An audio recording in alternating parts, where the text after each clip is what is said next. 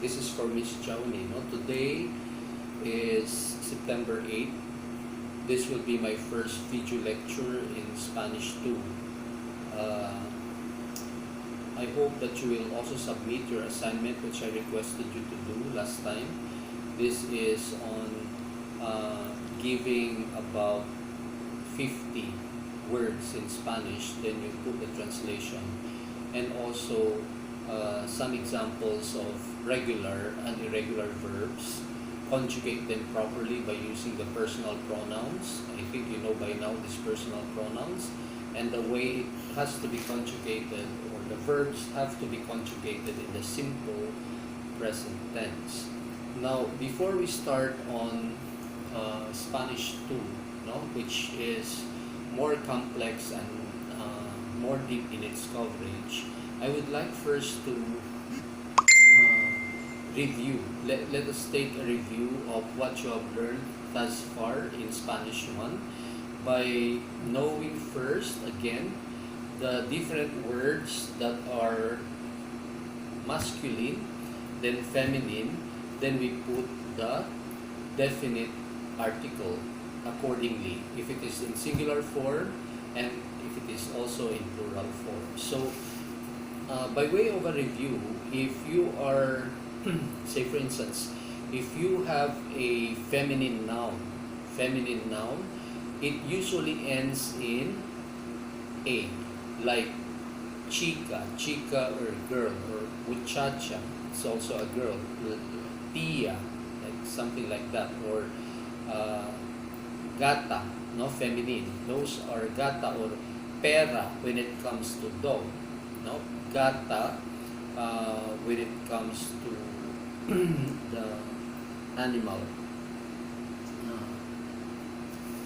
The animal would be cat, no. So the feminine of cat would be gata, no.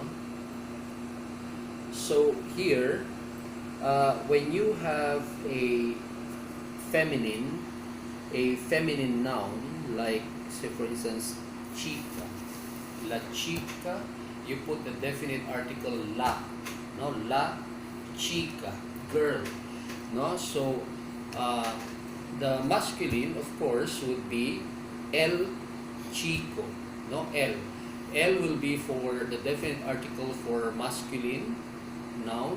For masculine noun, it will carry the el definite pronoun, and for the feminine noun, it will carry la, no. So like el chico, la chica. If it is a dog, for instance, el perro, Perro, el perro, but the feminine would be la pera, double R. Now the same with, say for instance, el gato, then we have la gata. No, so it is very simple, because when you put the definite articles, it could either be el or la. El for masculine nouns, la for feminine nouns. Now, we convert this into the plural form. Like for instance, el would now be los. Now, la would now be las. Like los chicos, las chicas, no? Los muchachos, we have las muchachas, no? Los perros, we have las peras, no? Or los gatos, we have las gatas for feminine, no? So it's just as simple. Putting the definite pronouns would just require the usage of el or la. Plural would be los or las, no? Depending on the gender of the noun, which you will append or attach to that definite pronoun. Now, when it comes to indefinite pronouns, which you have learned also in the past, we have the use of un or una for feminine, no? So un un chico or una chica, diba? Un muchacho, then we have una muchacha, or we have un gat, un gato, we have un gata.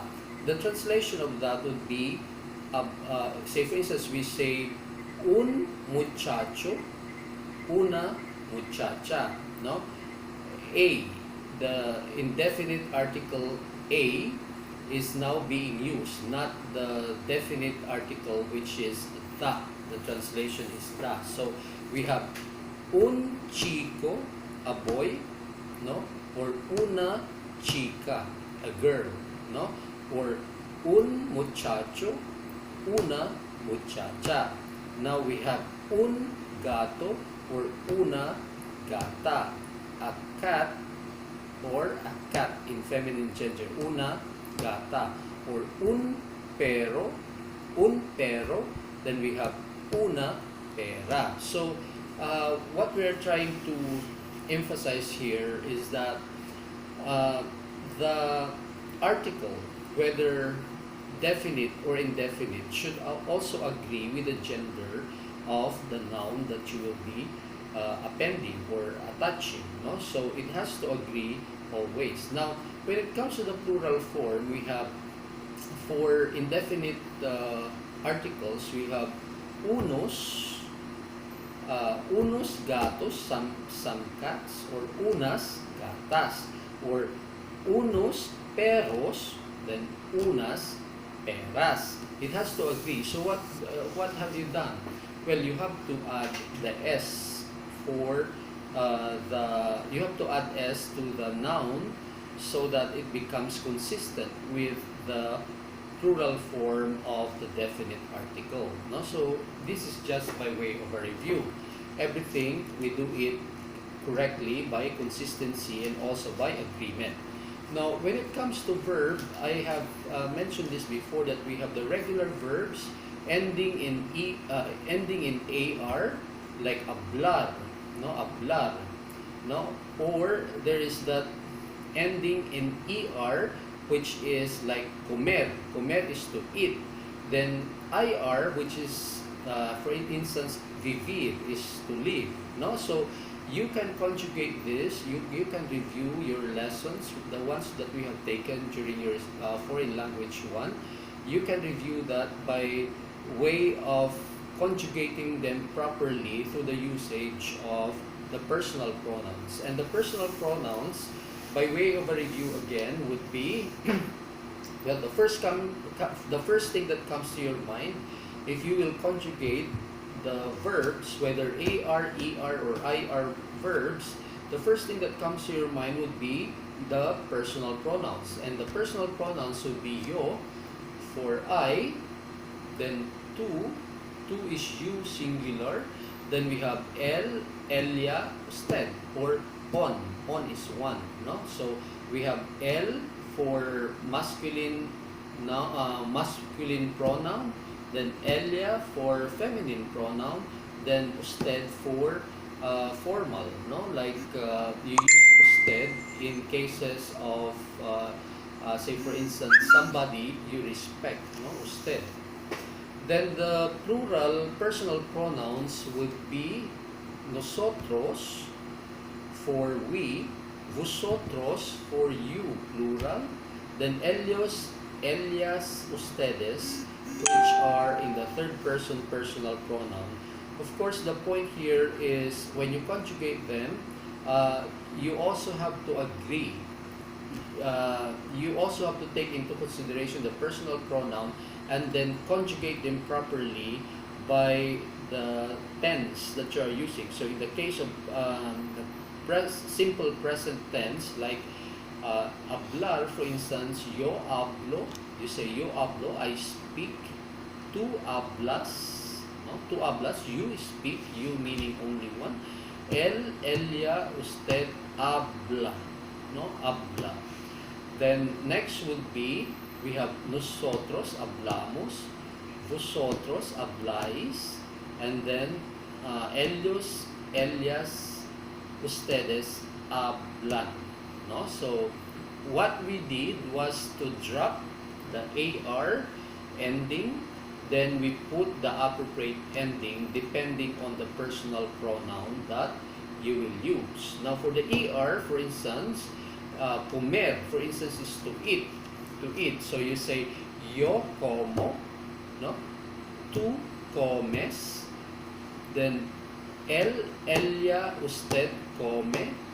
Then, we say, nosotros comimos. Then, vosotros coméis. Then, we have ellos, ellas, ustedes comen. No? And then for the IR verb, for instance, vivir, which is to live, no? To live. You say, yo vivo. You say, tú vives. Then you say, ella vive. Then you have nosotros vivimos, vosotros vivís. And then finally, you have ellos, ellas, ustedes viven. So you have to review all the the regular verbs that you have learned under me in Spanish 1. Then next time we will also discuss about the irregular verbs in Spanish, which as you have learned before, they will carry a different ending, but they do not follow a definite pattern. So continue reading some Spanish books, then you have to get some words there that you do not understand, that words that are new to you, jot them down, then find the meaning in the dictionary, and of course use them properly in a sentence. When I say use them properly in a sentence, you have to use them in Spanish sentences. Okay, your assignment next time would be again to jot down new words, new verbs. For instance, you have to categorize them from AR, ER, or IR. I want some new verbs that you have not learned yet so that we can discuss them thoroughly one by one next time. No, I'd like you to jot down about 20 verbs under AR. No? Conjugate them properly in the simple present tense. Then 20 verbs also for the ER verbs, 20, and then 20 verbs also for the IR, all regular verbs. Then you can submit that to the LMS. Okay, write them down in a yellow pad. No, those 20 verbs, 20 for AR, 20 for ER, then 20 for IR. Write that down in yellow pad.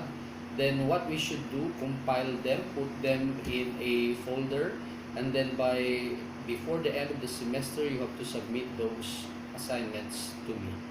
Okay, so we meet again. I just hope that your LMS will be fixed soon so that we could meet through the LMS, via the LMS. Okay, so this is all for now.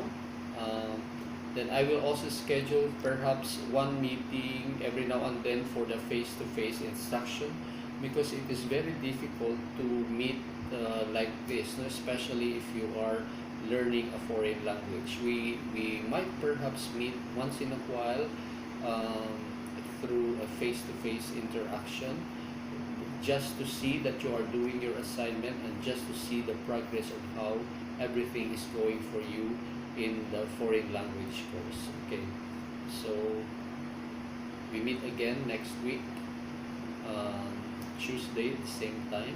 I just hope that your LMS will now be ready by then. Okay, thank you and good afternoon.